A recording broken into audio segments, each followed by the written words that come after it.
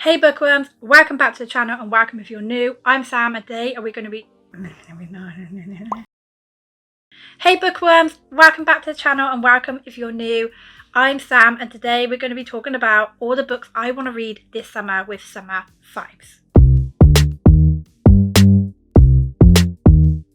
So a lot of these books I was meant to read last summer and I just didn't get to them. So yeah, let's jump into them. First up is Madeline B Rising. I honestly can't believe I haven't read this still. I read The Seven Husbands of Evelyn Hugo by Taylor Jenkins Reid and I absolutely loved it. But that's the only book I've read by this author and I want to start reading all her backlisted books. Madeline B Rising I feel like is the perfect book to read during the summertime because it's set in Malibu. We follow 4 siblings, I believe. I think are the children of one of the husbands from Evelyn Hugo, and they live in this big mansion. At the end of the summer they throw this big annual summer party that everybody wants to go to. However, by midnight the party is completely out of control and by morning the mansion is up in flames. So I believe this book is going to follow the events of that night and find out what exactly happened. And yeah, it sounds really interesting. A lot of people who've read this have really enjoyed it. I have heard that some people said that it's not one of their favourites by Taylor Jenkins Reid, but still got positive reviews. And I'm going to be super excited to finally get to it. Next up is Don't Make Me Turn This Life Around. I'm going to read from the back because I can't remember exactly what this one's about. I just know it's set on some tropical island. But yeah. Their family vacation is turning into a natural disaster. It's been 13 years since doctors declared Libby a goner. Yet here she is, cancer-free. So why doesn't she feel more alive? Sure, Libby's husband, Shiloh, has been distant. One of their daughters has a serious health condition and her father's death hovers over Libby like a rain cloud. When her forced cheer isn't enough to keep her family from catching her blast, she decides to fly them all to the Puerto Rico island where she and Shiloh fell in love and where she decided to fight for her life after her cancer diagnosis. Where better to put their problems into perspective? Then a tropical storm strikes. Libby pretends everything is fine, even as she fears she's doomed her family. What she can't see is that the worst disaster they face may be the best thing that ever happened to them. But first, they have to get through it. So yeah, it's set on Puerto Rico, a little tropical island, and Libby takes her family there to try and, I guess, fix all the problems that's going on in their life and try to be optimistic. And then a storm hits.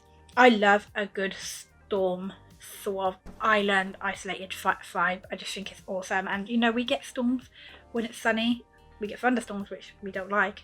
So avoiding a tropical storm, to be fair, I'll be crying. Next up is The Layover. I was really excited for this book and I remember last year I started seeing a lot of bad reviews for it, so it kind of put me off, which I told myself that everybody's different.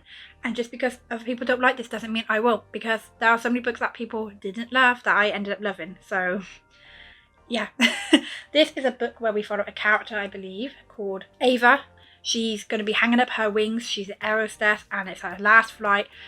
The pilot happens to be her her enemy, who she absolutely cannot stand, but they end up having to land on this island and it's supposed to be like a quick stop off. However, it ends up being a layover for the weekend, so she's kind of stuck on this island with her enemies and they're kind of in this tropical sort of paradise. Again, it's another tropical island that feels the perfect time to pick up this book and read it, and I'm actually excited. I have heard, like I said, mixed reviews, but I just think that summer would be the best time to pick this up and see what it's all about, and I'm sure it'd be fine. Next up is The Lucky Escape with sprayed edges. I'm so happy. I think this is the only yellow sprayed edges I have.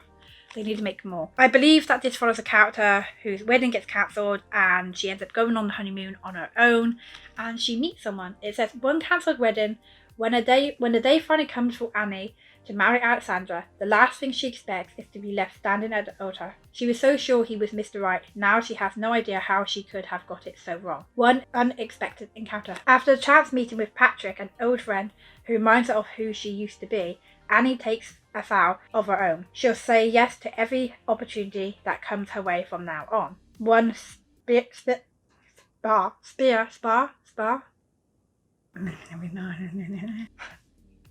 Jesus Christ.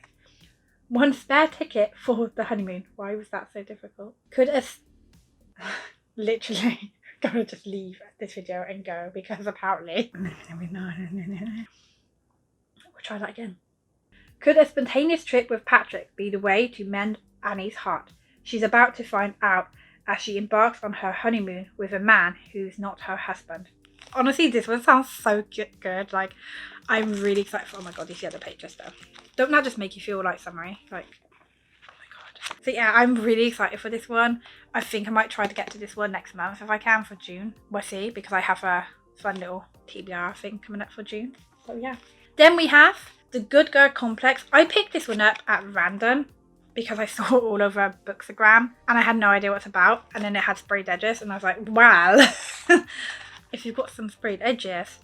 So it's got she does everything right, so what could go wrong? Mackenzie is a people pleaser. It's exhausting, really. Always following the rules. Mac has dreams of her own, but to please her parents, she moves to a beachside town of Avon Bay to get her college degree. So yeah, we follow this character who moves to this beach town, which is why I feel like it's the perfect vibe for the beachy, summery, you know what I'm trying to say. I don't know what I'm trying to say, but you guys get it. And she meets the local bad boy. Probably wouldn't normally go for a girl like her because she's the good girl and he's the bad guy, and it's that sort of relationship. Normally I don't like that, but I have heard so many positive things surrounding this book. A lot of people said they absolutely loved it. So yeah, this is another one that I hope to get to this summer.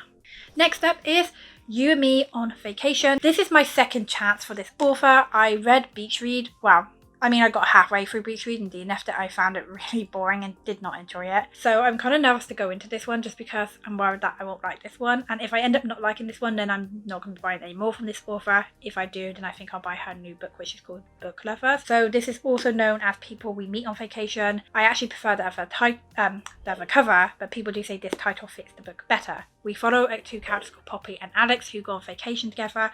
However, they've not spoken in a few years and then they decide to go on one last vacation together.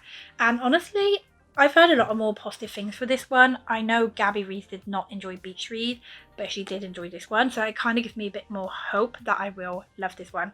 And also, that unicorn, I want one.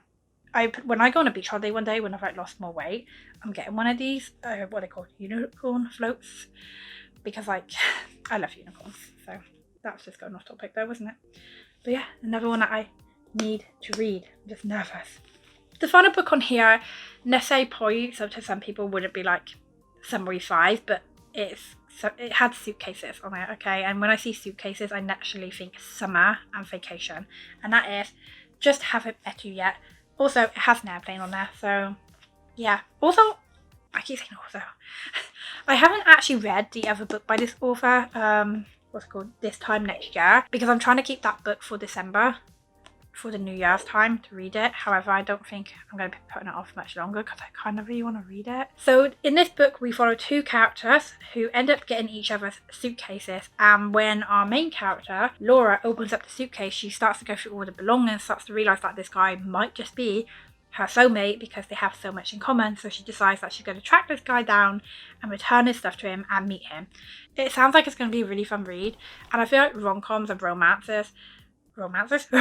books are always perfect for the summertime anyway. So yeah, I'm actually really excited to get this one. I've been wanting to read it for so long. I don't know why I've just not picked it up, but I am really excited to get this one. It sounds super cute and I just can't wait to see what's going to happen. So yeah, that's all my books that have summer vibes that I want to read between June and the end of August. I have so many other books that I want to also read during those months, which I might do a video for my summer TBR.